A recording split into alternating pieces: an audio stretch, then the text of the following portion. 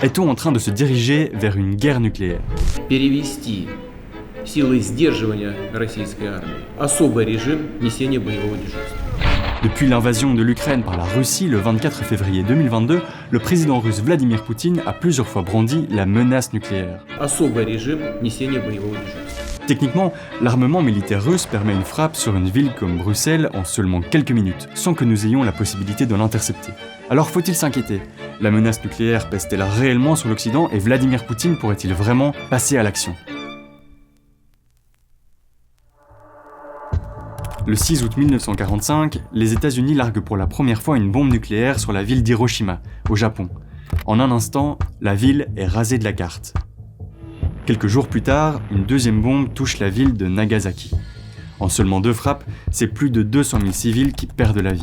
On a complètement changé de monde, puisque l'humanité avait en sa possession la capacité technique d'emporter plusieurs centaines de milliers de vies en une seule frappe.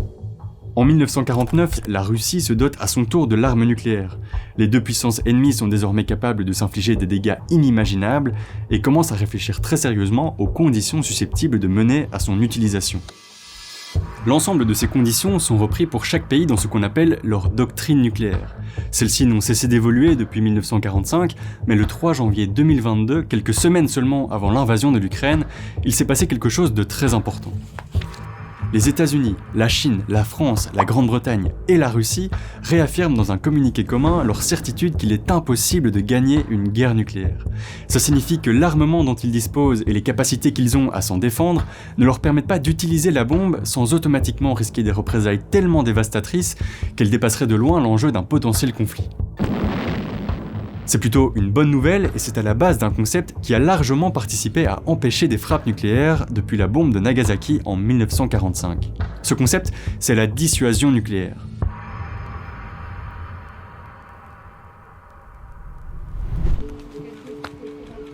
Aujourd'hui, la majorité des puissances nucléaires ont comme doctrine de n'utiliser cette arme que si leurs intérêts vitaux sont menacés, c'est-à-dire uniquement si la survie du pays est remise en question. Certains garantissent de ne l'utiliser que s'ils sont d'abord attaqués, c'est par exemple le cas de l'OTAN, d'autres comme la Russie n'excluent pas de l'utiliser en premier. Néanmoins, tous ont bien conscience que les conséquences d'une frappe seraient dévastatrices. C'est un sacré paradoxe puisque du coup, personne ne l'utilise. L'arme nucléaire, c'est une arme de non-emploi.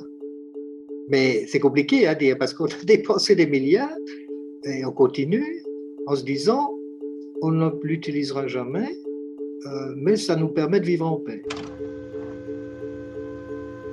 Depuis la frappe sur Nagasaki, plus aucune arme nucléaire n'a été utilisée dans le cadre d'un conflit armé.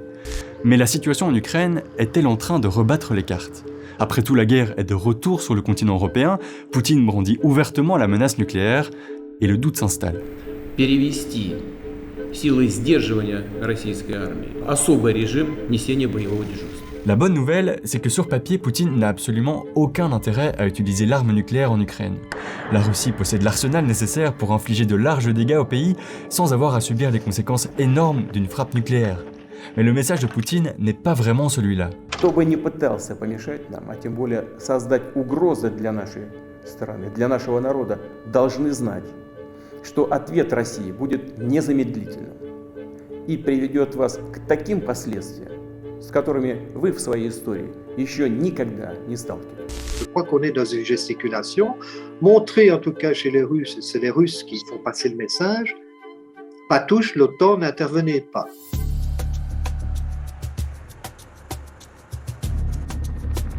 La principale crainte liée à l'invasion de l'Ukraine, c'est l'escalade vers un conflit ouvert entre la Russie et l'OTAN, une alliance entre 30 pays dont 3 puissances nucléaires. Alors forcément, tout le monde reste très attentif. It is playing with fire that really is beyond anything to do with logic. 理应得到重视和妥善解决，有关各方均应保持冷静克制，避免局势进一步升级。 Alors dans ce scénario, la dissuasion nucléaire serait-elle toujours efficace ? Pour comprendre, il faut s'intéresser aux piliers qui la composent. Le premier, c'est la crédibilité. Sa clé de voûte, en fait, c'est la crédibilité. L'assurance que si l'on promet, si vous voulez, une riposte à l'adversaire, que cette riposte aura bel et bien lieu. Et cette assurance passe par la protection des moyens, évidemment, de la dissuasion. D'un côté, Poutine a effectivement la capacité de frapper l'Occident sans que nous ne soyons capables de l'en empêcher. Mais il sait aussi qu'il fait face à 3 puissances nucléaires très avancées, les États-Unis, la France et la Grande-Bretagne. Chacune d'entre elles possède des capacités de frappe partout dans le monde grâce à des sites de lancement protégés, des bombardiers ou encore des sous-marins quasi indétectables que Poutine ne pourrait jamais désarmer simultanément. Certes, sa menace est crédible, mais il sait aussi qu'il est lui-même vulnérable à une riposte en cas d'attaque. La dissuasion fonctionne, puisque personne n'a intérêt à frapper en premier. Pourtant, depuis le début de la guerre, cette menace est régulièrement brandie. Alors comment l'expliquer ? Le fait que la Russie est une puissance nucléaire n'a échappé à aucun dirigeant. Les autres puissances nucléaires, les autres chefs d'État le savent pertinemment bien. Il faut se poser la question de savoir à qui s'adressait ce message. Il était dirigé vers l'opinion publique. Il s'agissait simplement de jeter l'effroi sur les opinions publiques occidentales. Et ça a fonctionné.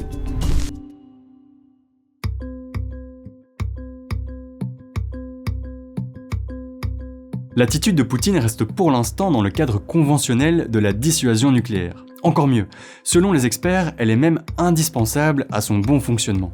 Car si chacun a la certitude que personne n'utilisera l'arme nucléaire, il n'y a plus de crainte, et donc plus de dissuasion. Pour que ça fonctionne, il faut laisser la place au doute, et donc aussi la place au bluff. Pour l'instant, Poutine n'en est qu'au stade des mots. Il dit mettre en alerte ces systèmes, mais sur le terrain, rien ne bouge.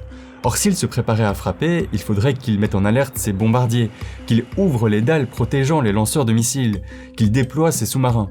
Tous ces mouvements ne passeraient certainement pas inaperçus, et pour l'instant, il n'en est rien. Néanmoins, cela pourrait arriver dans les prochains jours. Mais là aussi, ça ne signifie pas automatiquement qu'il envisage de passer à l'action. On pourrait une fois de plus être dans une stratégie de bluff.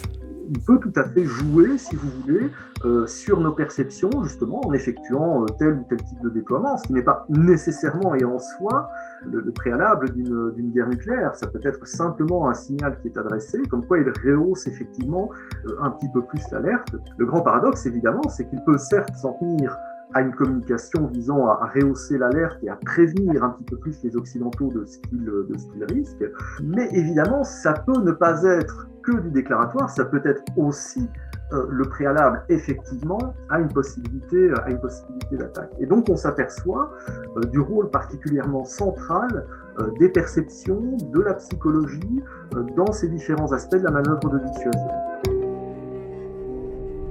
Résumons. L'équilibre de la dissuasion nucléaire a largement participé au fait que depuis la frappe sur Nagasaki en 1945, plus aucune bombe nucléaire n'a été utilisée dans le cadre d'un conflit armé. La situation en Ukraine ne remet a priori pas en cause ce fonctionnement, puisqu'il semble évident que les conséquences d'une frappe seraient démesurées par rapport à son gain potentiel. Mais il y a un mais. La grande question aujourd'hui est de savoir si Vladimir Poutine est encore capable de s'en rendre compte. Depuis l'invasion de l'Ukraine, de plus en plus d'observateurs craignent pour la stabilité psychologique de Poutine. On le dit isolé, entouré de quelques conseillers de plus en plus radicaux, voire même atteint d'une maladie grave.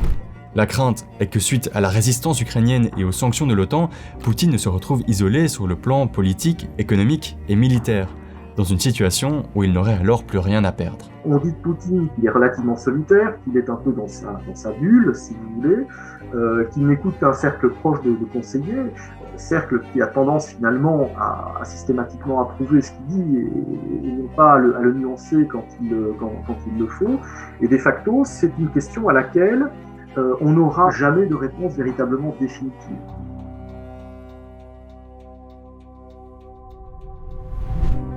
S'il est impossible de connaître avec exactitude l'état psychologique de Poutine, ce qui est certain, c'est que toutes les puissances nucléaires mettent en place des procédures complexes pour éviter qu'un seul homme n'ait le pouvoir de déclencher le feu nucléaire. On ne connaît pas avec exactitude la procédure russe, mais il est certain qu'une telle frappe nécessiterait la collaboration entre le pouvoir politique et le pouvoir militaire, avec plusieurs personnes nécessaires pour valider l'ordre de Poutine. Une attaque ne serait alors possible que s'il parvenait à convaincre l'ensemble du pouvoir que la survie du pays est menacée, ce qui est encore loin d'être le cas et donc très peu probable, même si malheureusement, rien n'est impossible. Supposons même qu'on soit dans quelque chose qui serait de fuite en avant contre l'OTAN, là on serait avec d'autres individus très proches de Poutine qui refuseraient les autres, qui bloqueraient. la question de l'assassinat de Poutine n'est pas une vue de l'esprit, tout est possible. En Russie, vous savez, les complots, il y en a des tonnes.